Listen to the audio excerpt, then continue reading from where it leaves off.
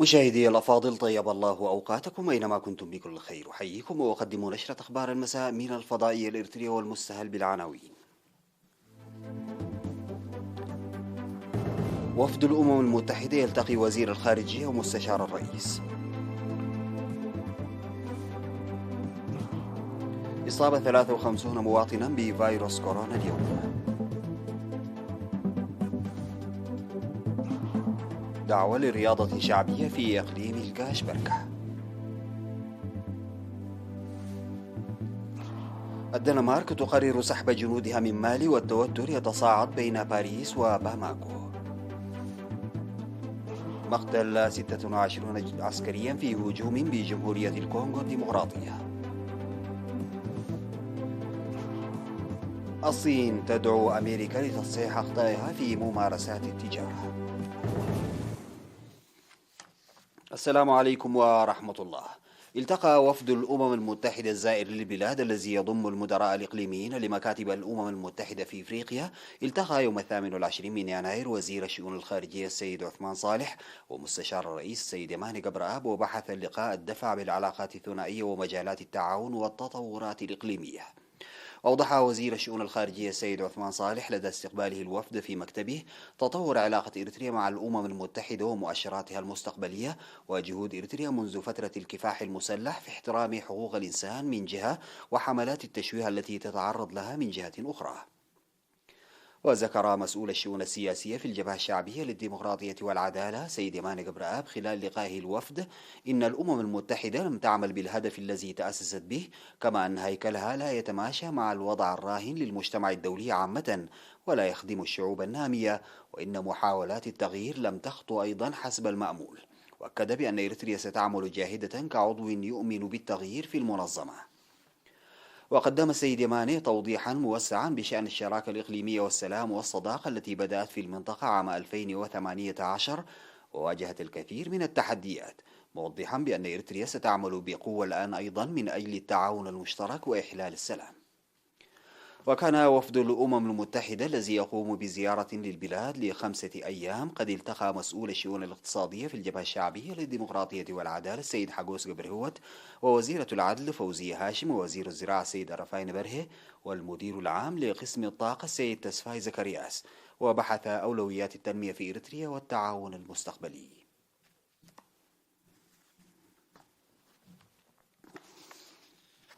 أعلنت وزارة الصحة بأن الفحوصات المخبرية التي أجريت اليوم في مراكز الفحص والعزل في أقاليم الأوسط والجنوب وعنسبة أظهرت إصابة 53 مواطنا بفيروس كورونا، وظهرت 26 من الإصابات في مراكز الفحص بالإقليم الأوسط، وهي في زازارات ومبادره ووسط المدينة وبارادوبا وبشاول وباراديزو وزاول، ومصابون قادمون من كرن ومندفر وأفعبت وشكته ومنصورة، و23 إصابة في مراكز الفحص في الإقليم الجنوبي، 7 منها في منحيلي، و7 في مندفرة، و5 في صنعفة، و2 في دباروة، و1 في كل من صرون وعد قيح، و4 إصابات في إقليم عنسبة، 3 في كرن، و1 في هابره. في غضون ذلك شفي 69 مريضا، 43 من الإقليم الأوسط، و10 من الإقليم الجنوبي، و6 من إقليم الكاشبركة، و5 من إقليم عنسبة، و5 من إقليم شمال البحر الأحمر. بهذا بلغ عدد المصابين بفيروس كورونا في البلاد حتى الآن 9489، شفي منهم 9073، وتوفي 97 مريضا، فيما لا يزال 319 يتلقون العلاج في المستشفيات. وزارة الصحة 28 من يناير 2022. دعا فرع خدمات المياه في الإقليم الأوسط سكان الإقليم عامة وخاصة سكان الريف النائي للاستفادة الجيدة من مشاريع المياه المشيدة ومتابعة أعمال إدارة المياه. وفي المقابلة التي أجراها مسؤول الفرع السيد جرماي تخلآب مع وكالة الأنباء الإريترية، أوضح تشييد 166 مشروعا للمياه الصالحة الشرب في 86 منطقة بالتعاون مع الجهات الحكومية الشريكة، وكذلك تشييد مشروع مياه آخر عام 2021 بمنطقة عدرعدة بمديرية قالا نفحي يعمل بالطاقة الشمسية، ويضم 4 نقاط للتوزيع بتكلفة بلغت أكثر من 2,000,000 نقفة، داعيا السكان لإدارة المشاريع عبر إقامة لجان والقيام بمتابعة جادة لترشيد المياه من أجل الحصول على خدمات جيدة. كما تم خلال العام الماضي صيانة نقاط توزيع المياه كانت معطلة في مناطق وكي وعد شاخة وعد صناف وعد حدروم وزقب وعد يعقوب بمديريات سرجقة وبريخ وقال نفحي، بالإضافة إلى تغيير أنابيب مياه بطول 4 كيلومترات جديدة وبدء تقديم خدماتها. وأوضح السيد جرماي أن بعض المناطق اضطرت لشرب مياه غير نظيفة جراء جفاف مصادر المياه، داعيا المناطق للقيام بإصلاح مساقط المياه والحفائر والسدود لتأمين مصادر مياه والتقليل من هذه الإشكاليات. في الختام أشار السيد جرماي إلى البرامج الموضوعة للتنفيذ هذا العام، من ضمنها اكتمال مشروع جور إيريتات في مديرية سرجقة بتكلفة تبلغ حوالي 2,000,000 نقفة، وإجراء دراسات حول خدمات المياه في مناطق صعد كريستيان وصعد زقة وعد مرعاوي وعد شماقلة وشنجبلق ولامزة.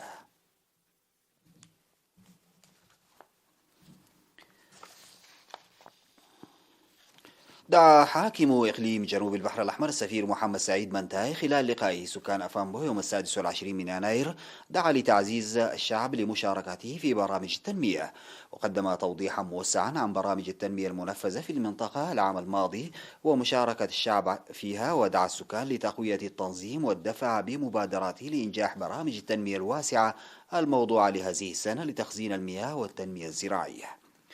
وذكر العمل لتوسيع وتطوير مؤسسات الخدمات الاجتماعية، وناشد الأعيان وإدارات الضواحي للقيام بدور مؤثر لزيادة الاستفادة من مؤسسات التعليم والصحة.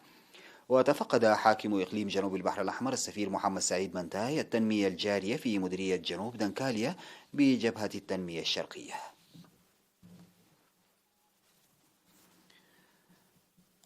أفاد الاجتماع الذي عقد يوم 26 من يناير في إقليم الكاشبركة بمنح الأولوية لخلق أرضية لتقوية النشاط الرياضي بالمشاركة الشعبية.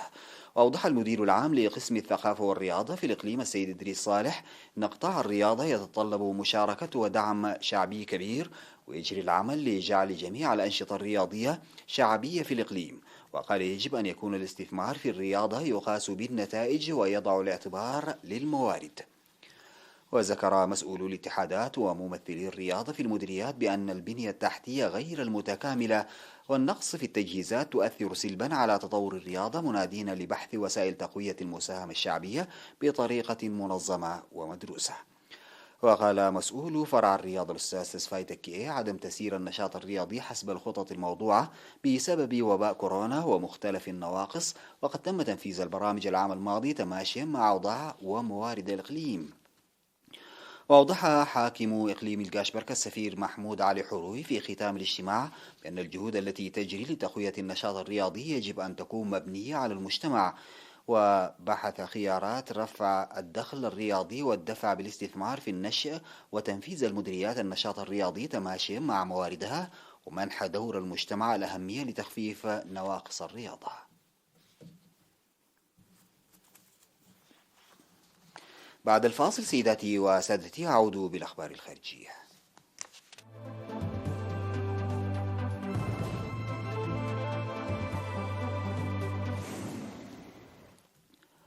أعلنت الدنمارك أنها ستبدأ سحب كتيبتها المؤلفة من نحو 100 جندي من مالي تلبية للطلبات المتكررة التي وجهها إلى كوبنهاغن المجلس العسكري الحاكم في الدولة الإفريقية. ونددت الدنمارك بلعبة سياسية قذرة من باماكو، في حين يشكل انسحابها ضربة قاسية للقوة الأوروبية لمكافحة الجهاديين بقيادة فرنسا. وقال وزير الخارجية الدنماركي يبي كوفود بعد اجتماع في البرلمان إن جنرالات الانقلاب أصدروا بيانا واضحا أكدوا فيه أن الدنمارك غير مرحب بها في مالي. وأضاف: نحن لا نقبل بذلك، ولذا قررنا إعادة جنودنا إلى الوطن. وسارع وزير الخارجية الفرنسي جان إيف لودريان إلى التعبير عن دعمه للدنمارك. وقال لودريان خلال مؤتمر صحفي مع نظيره النيجيري عسومي ماسودو إن المجلس العسكري غير شرعي ويتخذ إجراءات غير مسؤولة.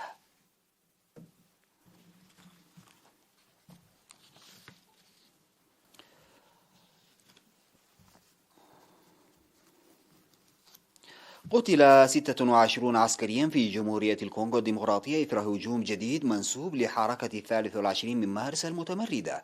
أوضح بيان للجيش في جمهورية الكونغو الديمقراطية أن الهجوم الإرهابي وقع بالقرب من منتزه فيرونجا الوطني في إقليم شمال كيفو، مشيرا إلى أنه في المقابل سجلت خسائر بشرية في صفوف المتمردين دون أن تحدد عددهم. وأفاد تقرير نشره موقع الشؤون الإنسانية للأمم المتحدة أوتشا حول تقرير الاحتياجات الإنسانية لعام 2022 أن الكونغو هي واحدة من أكثر الأزمات الإنسانية تعقيدا وأطولها في العالم، حيث يساهم الصراع وانعدام الأمن والكوارث الطبيعية والأوبئة في الصورة القاتمة. ولفت التقرير إلى أنه يعاني أكثر من 27 مليون كونغولي من انعدام الأمن الغذائي الحاد في الأزمات.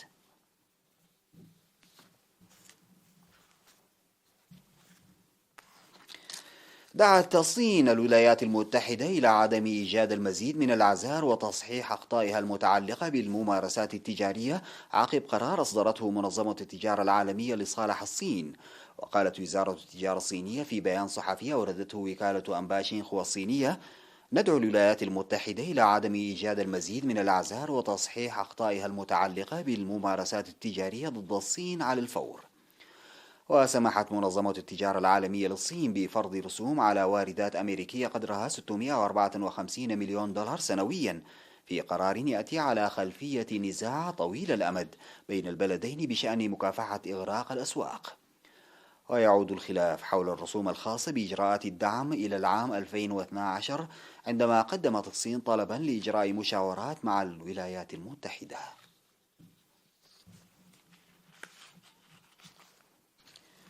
أدت شيومارا كاسترو اليمين الدستورية كأول رئيسة لهندوراس أمام حشد من الحضور، بينهم نائبة الرئيس الأمريكي كامالا هاريس التي تعهدت بتقديم الحكومة الأمريكية الدعم لذلك البلد الواقع في أمريكا الوسطى من أجل وقف مد الهجرة ومحاربة الفساد. وينهي تنصيب كاسترو حكم إخوان أورلاندو هرنانديز الذي استمر ل8 سنوات. وهرنانديز حليف سابق للولايات المتحدة اتهمته المحاكم الأمريكية بالفساد وبأن له علاقات بمهربي المخدرات، وحتى عندما ترك منصبه دعت عضوة في الكونغرس الأمريكي لا توجيه الاتهام إليه وطلبت تسليمه.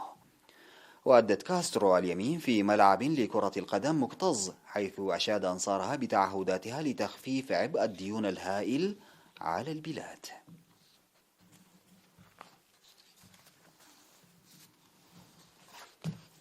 في ختام نشرة أخبار المساء هذه أعود فأذكر بعناوينها. وفد الأمم المتحدة يلتقي وزير الخارجية ومستشار الرئيس. إصابة 53 مواطنا بفيروس كورونا اليوم.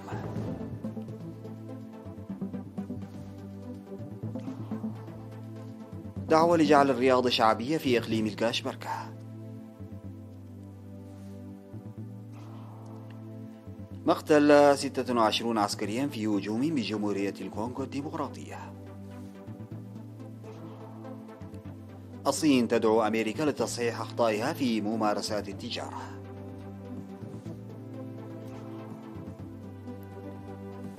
ومقتل جندي في هجوم على قواعد عسكرية في كولومبيا.